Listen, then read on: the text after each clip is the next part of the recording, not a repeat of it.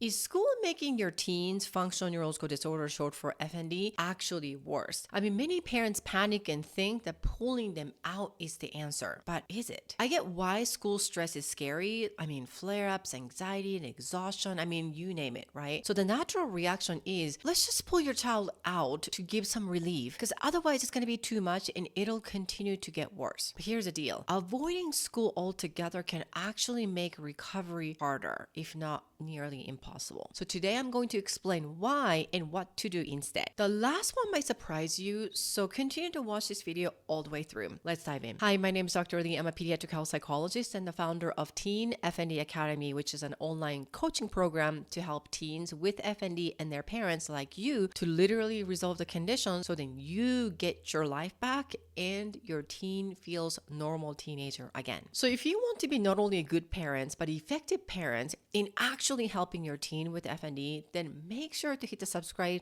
and the like button, because this is going to help spread the awareness about teen FND, which is ultimately will help you and your child get better. So here's the deal. When you think about your teen's school equals stress, and therefore let's pull her out, that creates this sense of avoidance. And when you continue to avoid or escape from the thing that makes your child feel stressful or scared or nervous or anxious or whatever that is, then it actually makes this stronger fear avoidance cycle. So you fear about something, therefore you avoid.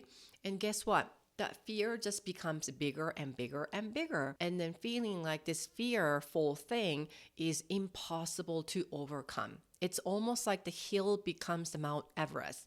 And therefore your teen feels like, oh my gosh, there's no way.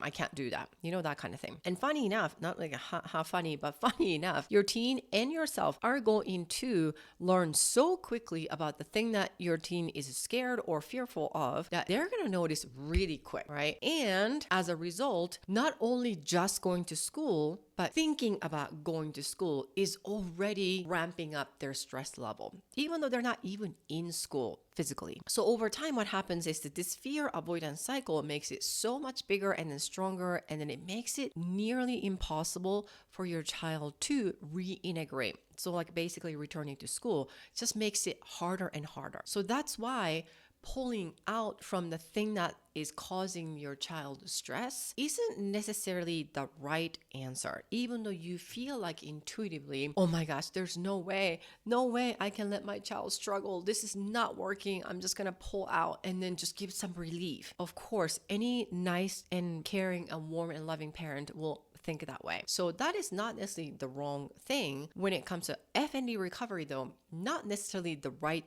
thing or approach to do. So what can you do instead, right? So instead of pulling out, here are some of the tactical things you can do. You can also consider modifying their experience, like pacing, accommodation, and stress management, all of the above. So basically, okay, so instead of going full time, could we do some sort of like modified schedule, right? Starting with certain periods of school time, and what could be done when your child misses a class or activity or school for that matter. So what could be the potential solution that the school can also provide to accommodate that gap in the knowledge or the gap in the attendance or what have you. So talk to school about the plan, even though they don't know exactly what FND is, which by the way, I would love for you to share this video with the school so then they have better understanding about what they're dealing with instead of like just brushing it off or thinking that this is like a medical emergency all the time. And so talk to the school about what could be the modification that the school is doing for other students who are in need of something, whether it's a medical condition or mental health or combination of those. They have done, not necessarily with FND, but they have done some sort of accommodation like probably 700 million times, right? So ask them what kind of accommodations are available to begin with, and then use resources, whether it's an internal or external, to regulate the autonomic nervous system, because it is really important for your child to gradually, slowly, with baby steps, learn how to deal with the thing that is making them stressful, because otherwise, again, the fear avoidance cycle is going to continue, if not getting bigger and bigger to the point of like infinite vortex that they are not able to get out of. So use the resources, which is something that they can do on their own, or external, something that they can rely on, whether it's something or someone else to help to regulate the autonomic nervous system in the beginning. And it is okay, not necessarily on a permanent basis, but initially it is okay to use assistive devices, at least in the beginning, if that is the only thing that your child needs to go to school and do normal activities and things like that, right? Because it's more important for your child to increase the functioning level rather than don't do anything until your child gets better and then start the 100% activity the next day kind of thing. That is not really going to work. So we have to start somewhere. And if that means initially to use some sort of external resources or assistive device, if that is all your child needs. Now, I want to make it a caveat here that you have to have clear expectation when it comes to using assistive device, because in a long run, you don't necessarily want to go in the wrong direction or different direction of your child starting to identify herself with, oh, this is who I am. I am disabled.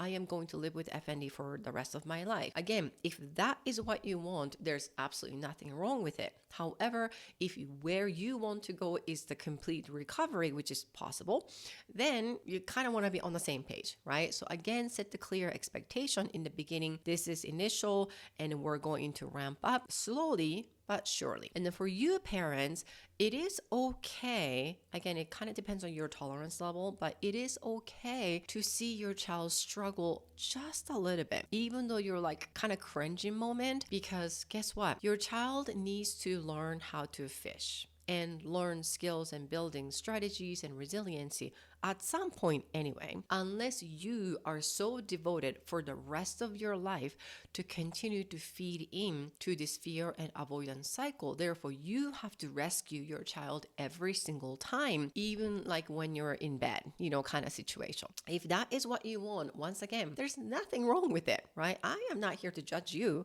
but if you want your child to be successful, resilient, and have this confidence that they can do anything they want, this is a time to start. There is no right time or right situation to start this building the skills and strategies, even though it seems impossible. And then you can also practice the autonomic nervous system's regulation strategies for handling any stress, because school isn't the only thing that causes stress for anybody, right? So you can be also feeling stressful. So be the model. Lead by example.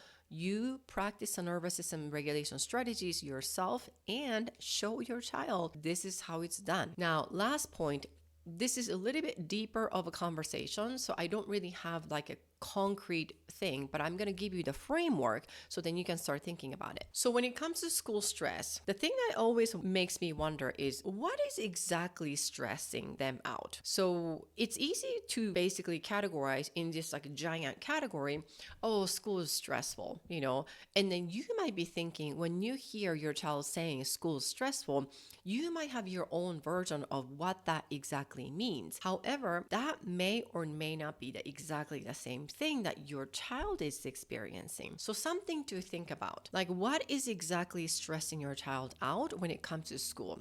Now, examples could be, is it just the piling up the work because of missing school days or class or stuff like that? Or is it the missing out, whether it's socially, academically, just in general? Or is it added pressure? Or are they concerned about dropping grades? Or are they concerned about like dropping out of class that they were in? Or are they worried about getting kicked out of the friend group or whatever? Or are they actually worried about like failing in classes and getting kicked out of the school altogether or needed to repeat the grade or something like that, right? I mean, it could go from like small thing to like a giant, category of potential what this stress means or where this stress is potentially coming from. More importantly, what it means to them, right? Because if they are thinking about school and then feeling stressed for whatever reasons, it could be what it means. So like, are they thinking about that this means they are a failure, or that means they're not good enough, or that means they can't do this, that means they're weak, or that means people are going to get mad at them, that means I can't do anything right?